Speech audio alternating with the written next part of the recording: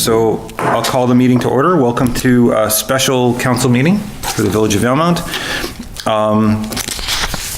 Our vision is a vibrant and balanced community, and it's our mission to serve the community, embrace opportunity. And thanks very much for Gord being here on this special council meeting. Our VCTV represented and the media here too. There's only one item on the agenda. This meeting was called in order that we could discuss a time-sensitive matter, that is the Visitor Info Centre. So just one item on the agenda. Your Worship, can we adopt the agenda, and we'll need an amendment on that? Oh, okay. Well, I was just moving into adopting the agenda. Okay. Yeah, so motion to adopt, but we'll get it on the table, and what's the amendment? It says September 15th. It should be August 15th. The staff recommendation. Right, just, yeah, okay. And are we doing public comment? It's council's choice here. We don't have a lot of public here, but if council wishes, we can incorporate a public comment item prior to discussion of or decision for the... There are no public here. I'm not sure we need to get, but let's, okay, but... Corey wants to. She's media. Nobody wants a media comment, come on. We've been there. You can take off your media hat to do a public comment. Okay, so, but let's just have a vote on the adopting of the agenda. Okay. Yeah, okay, great. Amended agenda. Amended. Thank you. Yes, I don't think that's a substantial amendment. Okay, now, yeah, let's have a public comment session. That's kind of, so just to set things up for people that might be watching this very short special council meeting, the Visitor Info Center is a time-sensitive thing. We're trying to determine how long the operations should run, and we just delayed it just to get a little bit more information about how the community felt about it and how taxpayers and the rest of people had that, and so that's why we're here today, and that's why we're going to have a public comment session right now, just to field those public comments so we can make a wise, informed decision. So you know the rules for public comment? Yep. Roy Marshall, 9101 Elm Street. I'm glad we're actually talking about, different potential, but I realize that conversation is more for 2 years from now, because we do have this contract with the company at the moment. I actually spent 4 hours yesterday shadowing the folks upstairs, and I was actually really impressed with what they do. I think to me, it's still a question of who should better be paying for it, and I think we should try to put more pressure on the provincial government to do it a little bit more. I do think it's valuable.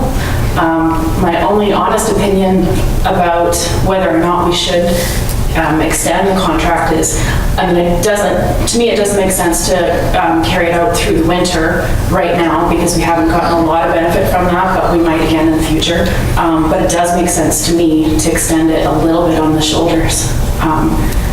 Thanksgiving and that early week of May, yeah. That's, my personal view. Thank you very much. And we'll give the other two humans in the, this is great. Your Worship, you have my letter, which I kind of outlined most of my thoughts on that. I just wanted to point out that shoulder season is a kind of a burgeoning growth part of tourism right now. That April-October period is really important, and for the people that are traveling, the baby boomers, that generation, it's becoming a very popular time to travel. And I would hope that you would look at, although it costs more to service them because there are less numbers in terms of that, the economic benefit is the key here. And I think as a village, you need to do that work to find out what is the economic benefit to the village of each of those additional visits that are counseled here at the center. It's something that almost every information center that I've been involved with in the past has done, has quantified that number and figured out how much are these visitors worth to the village in terms of additional revenues for that. And I don't think you can really make a quality decision without those numbers. It's very easy to say, well, we have less tourists, it's costing more to service them, but they're still providing income into the village at a time where it's really important to the village. There's no sledders, there's no summer season, so that shoulder season period is really important. I think another thing to consider is that many information centers are operated by regional tourism associations, We don't have one here for Valemount, but perhaps that could be something that's discussed privately with the tourism operators here to create a Valemount Tourist Association, which may look at another option for operating the information centers in the future. Just a few extra thoughts for you. Thank you. Thank you very much. Thanks, Gordon. Okay, great. So if Martin isn't interested in making a comment, the sound guy, all right. Very good. So I'll move that we accept the public comments. Councillor Blanchette, all in favor? Great. Okay, and now we're down to the decision here.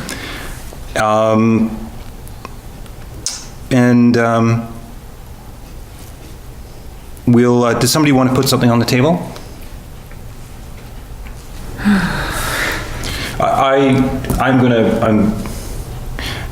I'm recognizing, we're having a discussion about Tourism Info Center in Valemount. There's a couple discussions happening.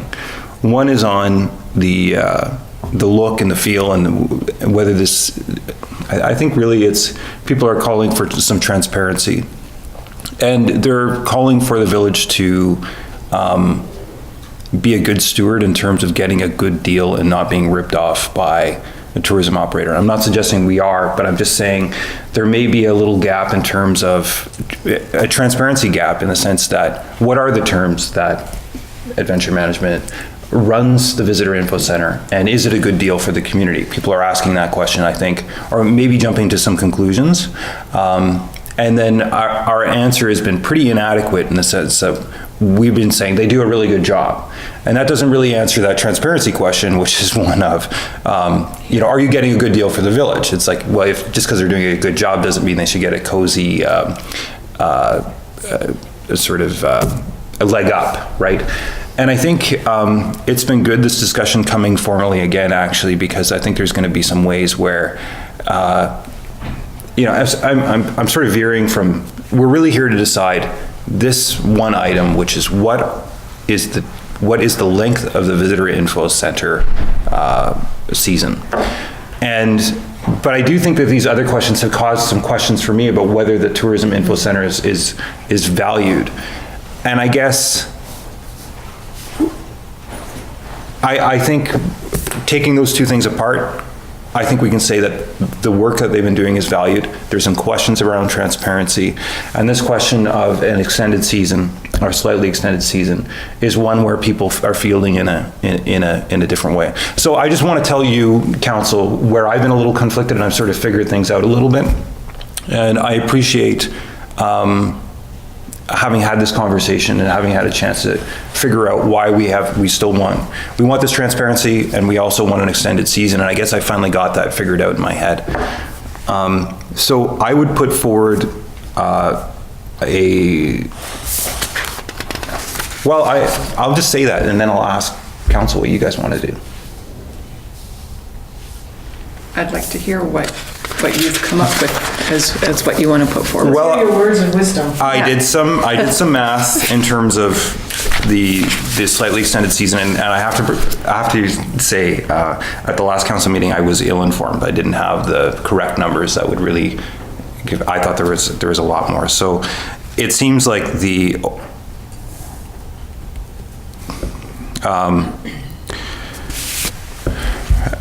so I'll just ask the administrator, and I won't presume that I am totally prepared, but I'll just say that we have a cost per day breakdown of the extended season before, which would be May 1 to May 9, which is just 9 days, and that works out at $136. Okay, my math here is correct. And then as well, the extended season in the aft in October is also $138. Okay, great. So we're talking about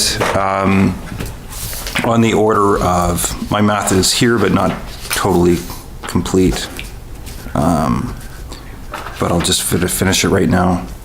About $3,000 to do that small extended period season. Here's some total numbers if you need them. Right, those match. Okay. Good. Yeah, so I'd entertain the extended, the option on the table that's the shortest, going from May 1 to October 12th. That includes a couple weekends there and some key times. And I would say in some sense, in a way, this may be unpopular, given that from a very fiscally prudent kind of conservative thing, and yet at the same time, I think we need to show leadership here. And there's not too many opportunities we get to. For instance, I would really like it if way more businesses were open on Sunday, and yet that's not my wages and light and power to wager, right? That's not something as a village, as a mayor, that I can do. I would like people to figure out a business plan to hustle in the off season and try to make money when there's less tourists in town, right? Throw events or do particular things. And yet that also is not my thing to wager, right? If a hotel or a restaurant, or sorry, if a bar or a restaurant wants to shut down for a month and, you know, Valemount looks like it's been bombed out, I don't have an opportunity, we don't realize, council, we don't really have an opportunity to say, hey, we should get something going on here. We should pay attention and try to make some money off these shoulder seasons and not shut down the whole town and kind of push ourselves into, because some of the services aren't operating, it's even more of a wasteland and sort of, so how do we show leadership? Well, in this case, perhaps this is the way to show leadership and to say that we can do something in the shoulder seasons. We can make Valemount a more vibrant thing and less just summer and less just winter, right? So from that perspective, this is something we can do. It is an expense, and yet a fairly modest one. And hopefully we can, with that, yeah, maybe we don't need to think about where we are, which is counting the number of dollars it costs to service a tourist, but rather saying if we provide more service in exactly the right time at a fairly modest price, can we make things better? So. I'm just wondering too, if is it in the contract that we can review this annually, the length of the season, or if we make this motion now, that this is going to be it for the remainder of the contract? There wasn't a provision in the contract for that. Okay. We were supposed to figure it out. Yeah. It might be something we can negotiate, but I can't guarantee that. Yeah. It isn't right now. Because then it would maybe give us the opportunity now over this next year to also get some of those hard data numbers from the chamber, from the businesses, to also look at supporting, you know, if we wanted to decide next year to start from April. Because I think it is really important to make sure we have all the hard numbers to support. But I will second your motion right now for the May 1st right through to October 12th. Okay. I would like to support a partial extended season. I also would really like to see some supported numbers and data and surveys from the local businesses to see what they have to say about it as well. And there are two conversations here too to have, and right now this is the one we need to have. And Yeah. later on there'll be another one. There will be another one, yeah. Yeah. Fantastic. That's great.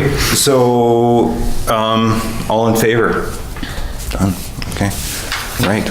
So, let's have a wrap-up public comment session. No, I'm just kidding. Motion for adjournment. Councillor Salt, Councillor Blanchette, all in favor? Great. Thank you guys for coming out. Thank you.